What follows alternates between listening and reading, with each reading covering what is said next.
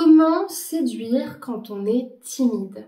Bonjour à vous, j'espère que vous allez bien. Je suis très contente de vous retrouver dans cette nouvelle vidéo et dans ce nouveau podcast pour les personnes qui nous écoutent directement sur Spotify. Je suis contente parce que la notion de la timidité, c'est quelque chose qui revient chez certaines personnes. Je l'ai souvent vu chez les jeunes femmes qui manquent d'estime d'elles-mêmes, mais je l'ai aussi vu chez certains hommes qui avaient parfois même un certain âge et qui se rendaient compte que c'était vraiment quelque chose qui les empêchait en fait de pouvoir approcher les autres et donc nouer des relations. Donc c'est un sujet qui est aussi important pour les femmes que pour les hommes. Pour les hommes dans le sens où malheureusement je pense que quand on est un homme timide, ça devient très compliqué de parler à des femmes sur les sites de rencontres, de se faire confiance dans un rendez-vous, de maintenir l'intérêt de la femme qui a besoin d'être en sécurité, de sentir votre intérêt. Et pour les femmes, là où ça va être problématique, c'est que ça va vous donner la sensation que vous n'êtes pas légitime et que vous ne pouvez pas dire les choses clairement et poser vos limites. Et même pour les hommes, c'est aussi valable. D'ailleurs, souvent, les hommes que j'ai eu en cabinet qui étaient timides avaient beaucoup vécu de relations très toxiques avec des femmes très perverses et très contrôlantes. Parce qu'à force d'être trop gentil, vous passez pour un homme soumis et finalement, on vous impose un certain nombre de jalousie, de conditions qui vous empêchent d'être libre dans la relation. Donc en vrai, la timidité, c'est un vrai sujet. Et derrière la séduction, il y a surtout comment se faire confiance et comment en fait s'assumer en réalité. Pour les personnes qui ne me connaissent pas, je me présente, je m'appelle Chloé Mercart, je suis coach, maître praticienne en programmation neurolinguistique et également en hypnose ericksonienne et également praticienne en speed hypnose. J'accompagne depuis 2019 les femmes qui souffrent de dépendance émotionnelle et qui manquent d'estime d'elles-mêmes et je leur apprends à s'aimer, non seulement pour qu'elles soient heureuses et sereines dans leur relation avec les hommes, mais aussi surtout pour qu'elles soient plus épanouies et qu'elles sentent qu'elles sont puissantes et qu'elles ont un pouvoir personnel. Si vous n'êtes pas encore abonné à la chaîne YouTube ou au podcast, je vous invite à le faire maintenant en cliquant sur le bouton rouge s'abonner en bas à droite et à bien activer la cloche des notifications pour recevoir toutes les prochaines vidéos, les prochains podcasts qui sortiront sur le sujet pour ne rien manquer, que ce soit les interviews de personnalités inspirantes ou encore les vidéos sur les relations hommes-femmes et sur l'estime de soi.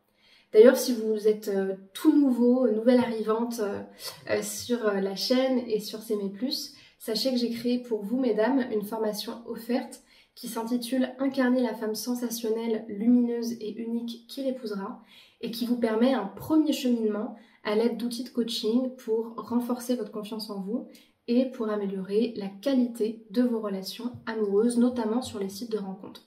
Donc pour pouvoir la télécharger, je vous invite à aller dans la description de la vidéo, à cliquer sur le deuxième lien qui est proposé et à remplir le formulaire pour la recevoir directement par mail. Alors je vais, dans cette vidéo, dans ce podcast, je vais vous expliquer un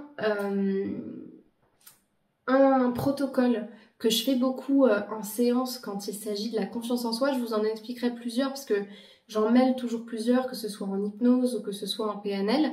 Mais je vais surtout vous expliquer comment, selon moi, vous pouvez apprendre à séduire quand vous êtes timide. Parce que, en fait, l'idée, c'est pas de rester comme ça, parce que timide, ce n'est pas votre identité. D'ailleurs, vous n'êtes pas timide. Vous avez de la timidité, vous avez peut-être du mal à aller vers les autres, mais vous n'êtes pas timide, ce n'est pas votre identité. Et je pense que le but, c'est pas de rester comme ça, parce que à partir du moment où un fonctionnement vous empêche d'atteindre vos objectifs et de vous sentir bien avec les autres, je trouve que plutôt que de se dire je vais rester dans ma coquille, l'intérêt au contraire pour moi c'est de changer ce qui vous limite aujourd'hui. Donc justement, j'avais envie de vous citer pour une fois l'exemple d'un homme, puisque j'ai aussi des hommes en cabinet, j'en ai un peu moins mais j'en ai quand même. Un homme qu'on va appeler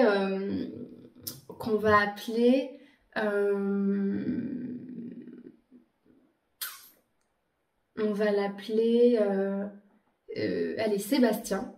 Et Sébastien, quand il vient me voir, donc il a à peu près, je dirais, 35 ans, peut-être un peu plus, mais je pense pas au-delà de 37 à mon avis. Il vient me voir et il me dit, voilà Chloé, moi mon problème c'est que je suis trop timide avec les femmes, j'arrive pas à les séduire et en plus de ça, je rencontre que des femmes perverses, manipulatrices et contrôlantes et j'ai peur des femmes en fait. Et je sais que cet homme-là dit vrai entre guillemets parce que en fait, si vous voulez, une personne timide, on la voit dans sa manière de se tenir. C'est quelqu'un qui regarde pas les gens dans les yeux, c'est quelqu'un qui a tendance parfois à bégayer ou à pas trouver ses mots.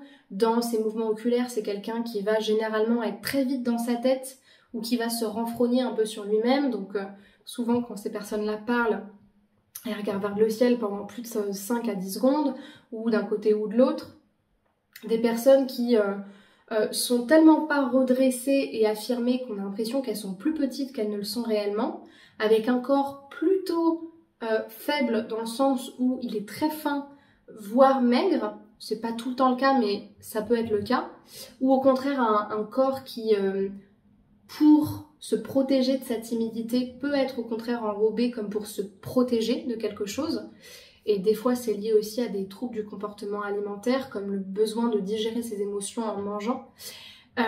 Et donc, je sens bien que cet homme-là, il est timide. Et plus particulièrement, vous savez, on sent quand quelqu'un a une attitude soumise. Quand je dis soumise, ce n'est pas quelque chose de péjoratif, ce n'est pas une critique de la personne, genre toi t'es un soumis. Non, c'est parce que de toute façon je l'associe pas à ça. C'est vraiment la façon d'être, la façon de se tenir, la façon de parler, l'impression que même quand une personne formule une demande, elle n'est pas légitime. Tout ça fait que, évidemment, je sais qu'on va travailler sur la confiance en soi en séance, mais j'imagine bien que quand cet homme-là regarde des femmes, déjà il les regarde pas franchement, et en plus de ça, quand il est venu me voir, on sent bien qu'en fait c'est compliqué pour lui d'être vraiment dans son énergie masculine, et c'est pareil pour les femmes, d'assumer voilà qu'on a une femme, qu'on est belle, qu'on a des atouts physiques, qu'il y a quelque chose sur nous qui peut être attirant, comme par exemple le fait d'assumer, bon là vous le voyez pas ceux qui sont sur Spotify, mais d'assumer un t-shirt léopard qui peut avoir, qui peut faire penser à quelque chose d'un peu sexy, d'un peu glamour, avec un décolleté au niveau de la poitrine. C'est tout ça en fait, avoir confiance en soi et oser être dans son énergie à la fois affirmée et en même temps sensuelle. Donc ça c'est pour vous expliquer un petit peu le background, on va dire. Et donc avec cet homme-là, on travaille sur un protocole, et c'est comme ça que je veux vous dire les choses, un protocole qui s'appelle la magie des 4 archétypes. C'est un protocole d'hypnose ericksonienne dynamique, c'est-à-dire qu'il se fait debout et la personne se déplace dans l'espace, dans laquelle il y a différents ancrages spatiaux, c'est-à-dire qu'on va associer à chaque espace une énergie particulière, un archétype particulier. Et moi, j'ai axé le travail sur 2 archétypes en particulier, l'archétype du roi, l'archétype du guerrier et aussi l'archétype de l'amant. Je vais vous expliquer l'énergie de chaque archétype. Il y a aussi l'archétype du magicien, mais dans le cas de cet homme-là, c'était pas intéressant. En fait, la base de ce protocole, c'est de partir du principe que quand on s'associe à une énergie, on en prend les ressources. Et en fait, quand on permet à son corps de s'adapter par rapport à une énergie, par exemple, mets-toi en reine intérieure, ok, moi je vais me mettre comme ça, je vais me redresser, je vais me sentir femme, je vais me sentir puissante. Et si je le fais complètement à fond, je vais pouvoir apprendre à mon corps comment se tenir naturellement pour renvoyer cette énergie-là et pour l'ancrer à l'intérieur de moi. Et donc avec cet homme-là, on a travaillé sur le roi intérieur qui représente le calme, la stratégie, la lenteur, la confiance, le fait de voir loin, le fait d'une certaine manière d'être aussi brillant, ambitieux, intelligent, loyal aussi, protecteur. Le guerrier, c'est vraiment l'homme séducteur, c'est vraiment l'officier militaire par définition. C'est vraiment celui qui est sur le champ de bataille, qui a son bouclier, son FAMAS, son uniforme. On voit que Chloé visualise très très bien l'officier militaire, bien sûr. Son casoir, bon j'arrête. Ok, c'est vraiment l'énergie par définition de l'homme qui à la fois est séducteur, qui à la fois est dans cette énergie sensuelle, séductrice, chaude, charismatique, et à la fois c'est une énergie qui est très engagée, qui est très loyale, qui est très combative. C'est un petit peu, bon c'est très cliché ce que je vais dire, mais pour l'homme c'est un peu l'homme qui a assez grosses couilles et qui les pose sur la table. Je pense que je vais vraiment être bannie de YouTube. Mais c'est vraiment non loin de moi l'idée d'aller dans des clichés, mais en fait quand c'est utile pour la personne, et typiquement pour un homme qui à la base n'a pas confiance en lui, ça va être utile en fait de l'emmener, et pour une femme aussi, hein, c'est pareil, la guerrière c'est la Gerta et tout, de vraiment s'associer à quelque chose de fort, et il n'y a rien de plus fort que les archétypes, pour vraiment se sentir puissant et aller chercher différentes parts de soi. Donc voilà, le guerrier intérieur, c'est l'homme qui est rapide, qui est capable de prendre des décisions fortes, qui est capable de poser les limites, qui est capable de regarder en intimidant, peut-être même en faisant peur. Il y a une sorte de violence, il y a ce côté vif, ce côté charismatique, ce côté chaud, ce côté sanguin. Et tout ça, on l'a ancré à l'intérieur de cet homme-là. Et également l'archétype de l'amant. L'archétype de l'amant, c'est plutôt, ou l'homme de cœur, on peut aussi l'appeler l'homme de cœur, c'est plutôt l'homme qui est, comment dire, pas forcément dans sa vulnérabilité, mais c'est l'archétype de l'homme sentimental, c'est-à-dire s'autoriser à ressentir ses ressentis, ses émotions, ses sens. Il y a un côté sensuel dans le sens de profiter de la vie, être en fait authentique. Les personnes timides, c'est des personnes qui se cachent tout le temps, qui mettent plein de masques et qui n'osent pas rire à gorge déployée, profiter de la sensualité qu'elles peuvent ressentir, à goûter un bon dessert, manger un bon plat, à profiter des plaisirs simples de la vie, ou aussi à ressentir ce qu'elles ressentent sans mettre de masque dessus. Donc on a fait cet exercice-là, puis après on a fait aussi un exercice issu de l'impro, puisque j'ai fait pas mal de théâtre, et notamment du théâtre d'impro, qui s'appelle le Bonjour Madame. Bon là c'était Bonjour Monsieur.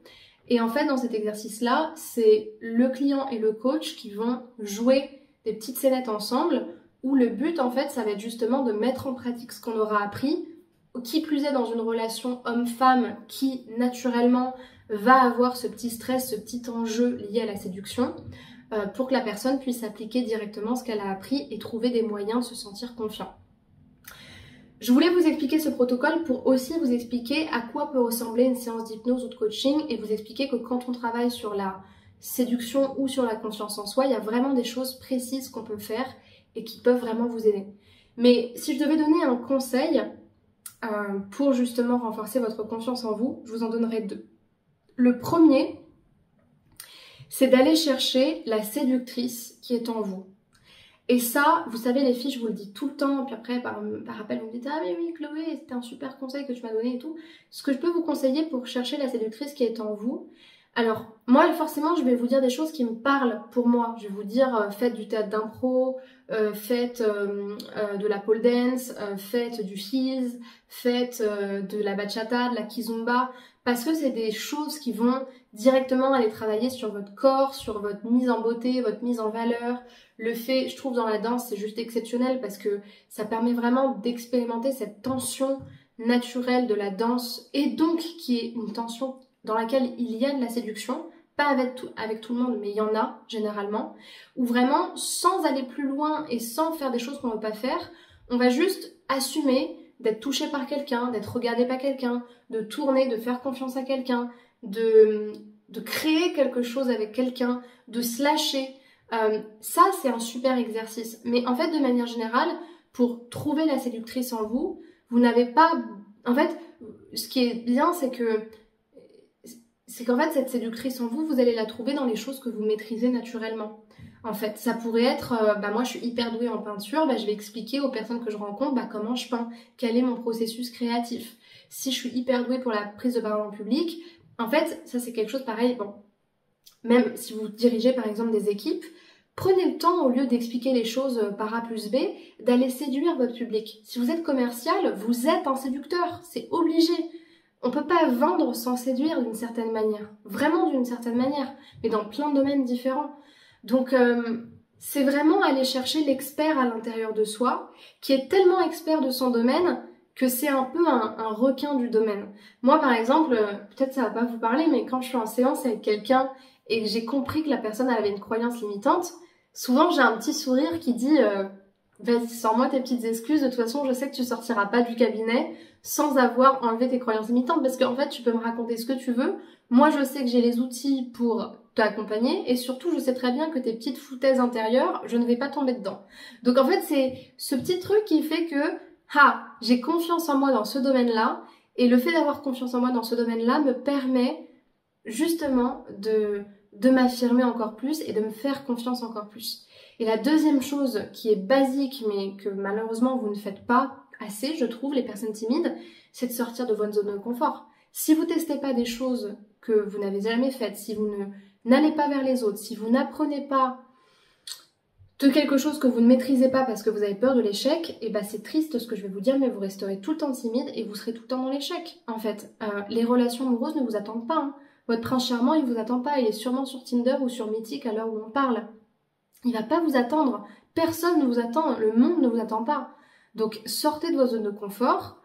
Oui, vous allez peut-être vous prendre quelques vents ou quelques difficultés et peut-être des moments où ce sera pas évident, mais ça va vous apprendre beaucoup plus que de rester dans quelque chose que vous connaissez et qui ne vous donnera pas les opportunités d'une personne qui teste différentes choses.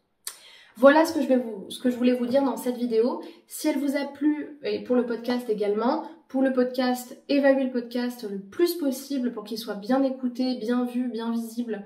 Et puis pour aussi me dire si ça vous plaît ou non, parce que sur les podcasts, je ne peux pas voir vos avis.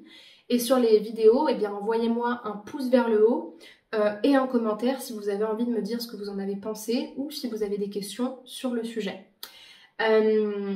Pour terminer, j'invite toute personne souhaitant prendre contact avec moi pour un coaching à cliquer sur le premier lien dans la description de cette vidéo. Le premier lien va vous permettre de sélectionner un horaire d'appel offert de 15 à 20 minutes dans lequel on va parler ensemble, on va faire le bilan de votre situation. Je vais justement vous demander quel est votre objectif et je vais vous expliquer comment est-ce que je travaille et comment est-ce que je vais pouvoir vous accompagner. D'accord ? Et on planifiera une première séance en fonction. Et donc tout ça, c'est donc dans le premier lien. Et ensuite, pour les personnes qui veulent plutôt suivre une formation en ligne, j'ai plusieurs programmes de formation. J'ai un grand programme de 3 à 6 mois qui s'appelle Confiante, Indépendante et Envoûtante et qui vous accompagne pour vous libérer de la dépendance émotionnelle, renforcer votre estime de vous et trouver un amour sain et être sereine dans cette relation. C'est vraiment un programme très complet que j'ai mis plus de 2 ans à faire et qui est super pour les personnes qui cherchent une formation. Pour les personnes qui veulent plutôt avancer avec leurs moyens, sans se ruiner et d'une manière très spécifique sur un sujet, j'ai créé des petits programmes sur la dépendance affective, sur l'estime de soi, sur la séduction, sur la rupture amoureuse, sur les relations toxiques. Et tout est en description, donc je vous invite à aller regarder. Tout est là, vraiment, noté, ça ne peut pas être plus clair. C'est clair comme de l'eau de roche, comme on dit. Voilà, et bien je pense que j'ai terminé. Je vous invite pour terminer à me rejoindre sur les réseaux sociaux, notamment Instagram, TikTok, Facebook, YouTube, pour m'écrire en privé si besoin et suivre tout le contenu que je vous propose sur ces plateformes. Prenez soin de vous, à bientôt et à très bientôt. Prenez soin de vous. Au revoir.